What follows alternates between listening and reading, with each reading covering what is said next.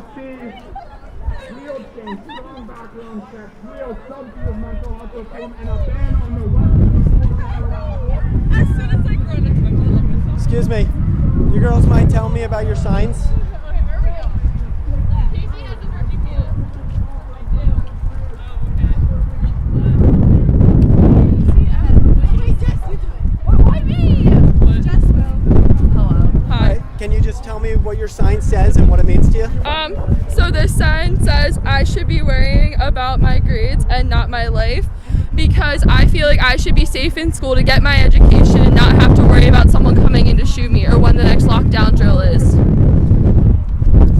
Mine says no more silence and gun violence. And I think it's pretty much to the point. I just think we just need to take a stand and start actually producing change instead of just talking about it and just letting things like this happen, because school shootings, they just keep happening and no one's doing anything about it, and we need to start doing something about it. All right, and what kind of things would you like to see somebody do about it? I would like the government just to start producing regulations and legislation to promote this. And I understand that it's not just simple. We can't just do it. It's not like a perfect thing that we can do. We just need to start taking action. And there's not like a simple fix, but there's ways that we can take steps to make that change. All right, and what would you say to somebody who says that government regulations and government policies, like through the gun-free zones at our schools, is what's causing these type of problems, leaving people completely unprotected for mass shootings? Wait, can you say that again? Sorry. So every school is a gun-free zone. Guns are completely illegal. So AR-15s are illegal, handgun, every single gun you could think of, because it's a gun-free zone. So what do you think about the people who say that those type of restrictions just leave people being a sitting duck? Yeah, I mean, that's not enough. Those. It just leaves the door open for more. It leaves the door open for more people to just try and bring them in, because they see it as a challenge, not as a threat. Exactly. Right, and then how would you propose that these type of laws are enforced?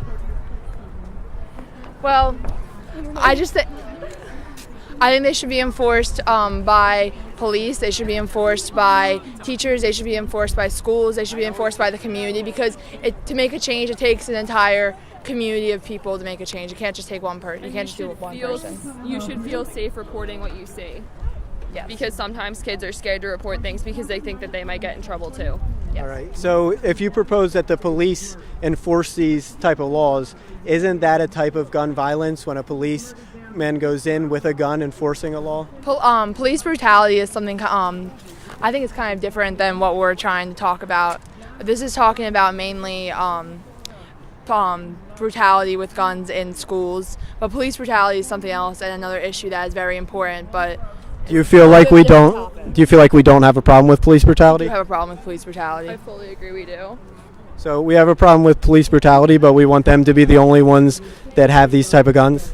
I'm not saying they should be the only ones that have these type of guns. I'm just saying that the police need to, if we need to change the police too, but that's a different conversation. We need to fix how the police view, how racist the police are. We need to fix that too, but that's, like I said, that's a kind of different conversation than just ending gun violence and taking steps to end gun violence. Right, and speaking of the racism, there's throughout American history, gun laws have been based in racism. Yes. Like the early gun laws were against the American Indians. Yes. And then we had in the 1800s, they passed gun laws for blacks not being able to have guns. Yeah. And that went all the way up into the 1960s Yes. when the Black Panthers marched into California with their strapped with guns, and Ronald Reagan passed gun control laws to help protect the Yes. police from the Black Panthers. So throughout American history, it's been people control, not gun control. What makes you think that this will be different? I think this will be different because the guns have changed very much since those gun laws that you were mentioning, and since they've changed so much, we also have to change our legislation, and we have to change in order to adapt to the gun changes. Well, the gun laws that affected and tried to control people were all the way up until the 1960s with the Black Panthers, Yes. and they did have AR-15s at that time. Yes. And all these type of guns, and it went all the way back to the alcohol prohibition times. In 1934 was the first major gun law, and that was to control the gangsters of the time based on the alcohol prohibition, which was more government laws that caused more violence. So what we see is when you pass a government law, it's always enforced with violence and it causes more violence. So to end gun violence, you can't do it. Like the idea of a good guy with a gun stopping a bad guy with a gun, right? You heard that's not going to really happen too often. So why would we have bad people with guns, like the police, be the ones who stop bad people with guns? That makes no sense at all. Like if you're going to say a good person with a gun can't stop a bad person with a gun, then why would a bad person with a gun be able to stop a bad person with a gun? If we limit guns on the streets, there will be less of that happening. And that's why we need to limit guns, we need to limit AR-15s, we need to limit these guns being accessible. All right. Well, what about in places like in England and Australia where they've passed these comprehensive gun laws?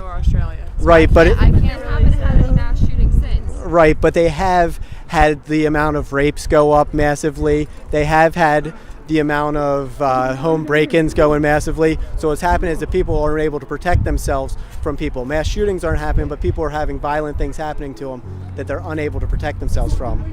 Is that something that you're okay with? I think giving someone a gun isn't really going to solve that, because you can't really solve violence with violence. Right, so is having a gun violence? Certain guns. Certain guns is violence. Yes. What's your definition of violence? I'm here and say ban all guns, because that's not really. It's ridiculous, because I understand hunting is a hobby, but at the same time, if you're hunting humans, that's not a hobby. Yeah, I mean, I think some guns, there's some guns that we just don't need to have. Right, so you're 5 times more likely to get killed with a knife than a rifle. Would you push for any laws banning knives? The thing with knives is it's harder. Like, okay, if someone's over there, it's easier for me if I have a gun to shoot them and kill them. But if I have a knife, I have to approach the person and actually stab them, and that takes a lot more effort than pulling a trigger on a gun. Right. So you're saying that because you can do mass shootings with guns? Yeah, That's you can kill more people with guns at a time. There's an ability to kill more people with guns at a time. What would you say about the 30 plus people that are killed in China with a knife?